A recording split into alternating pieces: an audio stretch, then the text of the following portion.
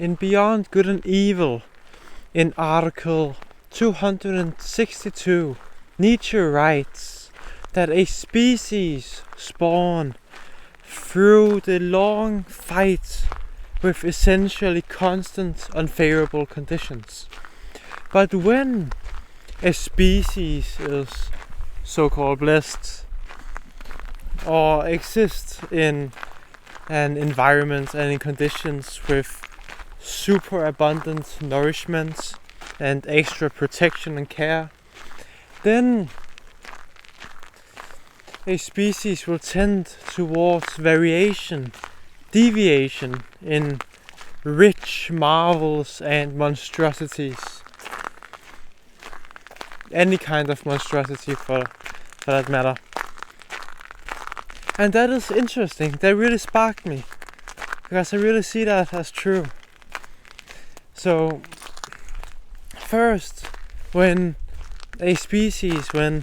humans, for example, only lives in unfavorable conditions, in hard conditions, you do not have any extra nourishment to tend towards growing a beautiful plume, beautiful feathers in bright colors. You have only the bare minimum of resources. So you can only tend yourself towards the basic sustainment of your body and survival. And let me give you a bit of an example. Let's say that the World War II generation, they lived a hard life. They had hardships and had less abundance than later generations. They lived on rations and scarce food supply because of the war, and therefore there grew a kind of uniformity, and everyone became like each other because they didn't have the resources and energy and time to devote themselves to become pretty and beautiful and to show how superior they are in so many different ways. But then when you come to later generations, like the current generation, where we are in super abundance with everything we need, everything is fed to us with a silver spoon. Well, then we don't need to divert all our energy and everything we have within grasp towards basic survival.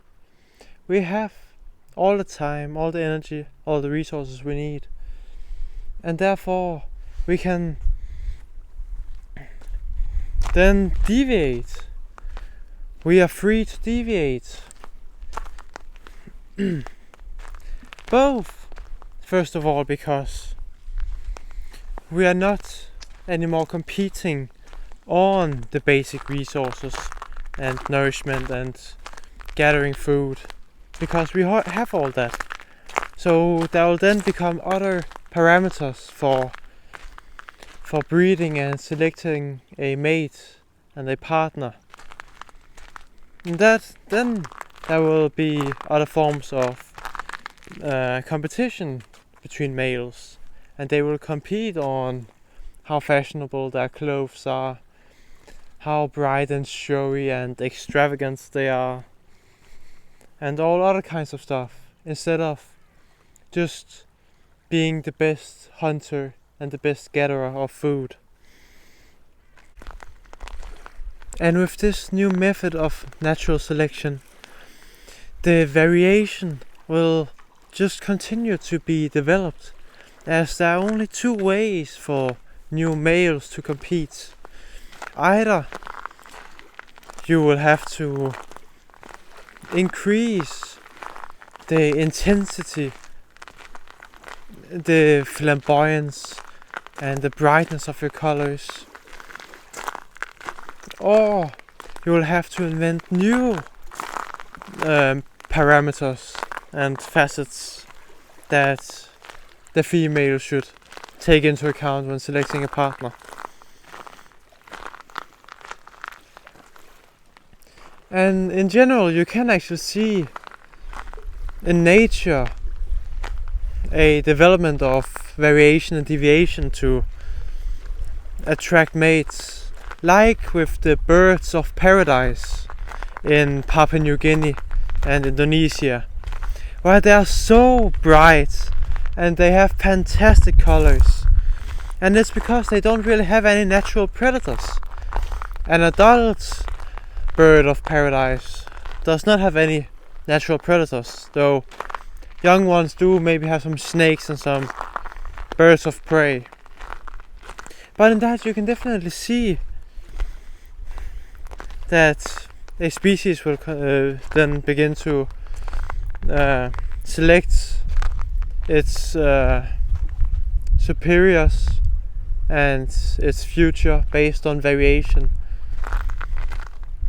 And then the other thing is with superabundance and extra protection and care, that when children grow, when they are born into the world and they grow, they do not learn what the basics are, what the necessities are, because they've never known lack of resources.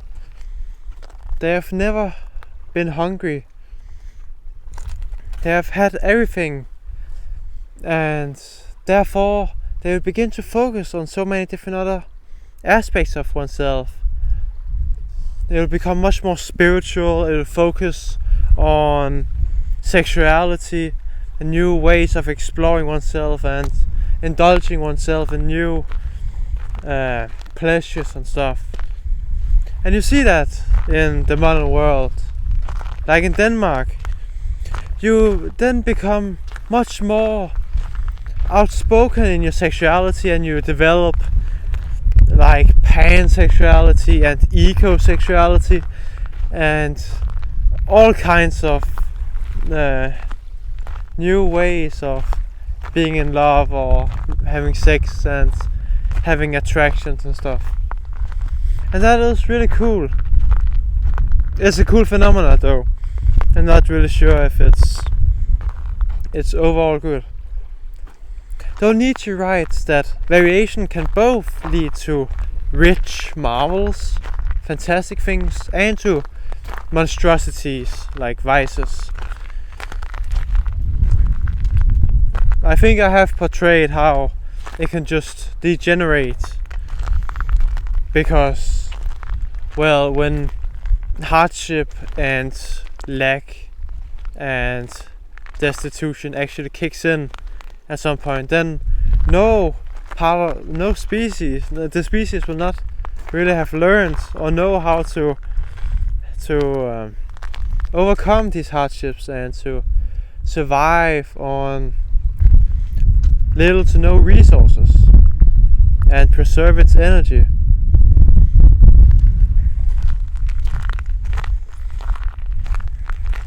But also it can develop into marvelous and fantastic things. Like, you will then be able to explore yourself in a good way, and you will be able to realize that you are a genius at something. Like, what if Einstein grew up in China and he was poor and lived in a rural place, and he never got educated and he had to farm all his life? Then we wouldn't have had an Einstein and not discovered these things at that point in time. The theory of general relativity and special relativity. So you give yourself and give the whole species and society a chance to really develop itself technologically, and spiritually, and philosophically, and so on, because people won't have to spend all their time gathering food and resources and fighting each other to get the best spot beside the fire. Alright, that is it. I hope you enjoy this pretty evening in the northern part of Ireland. I hope the wind isn't too bad. I don't have that much control over it. Yeah, surprise. Alright, thank you for watching. Have a fantastic day. Goodbye.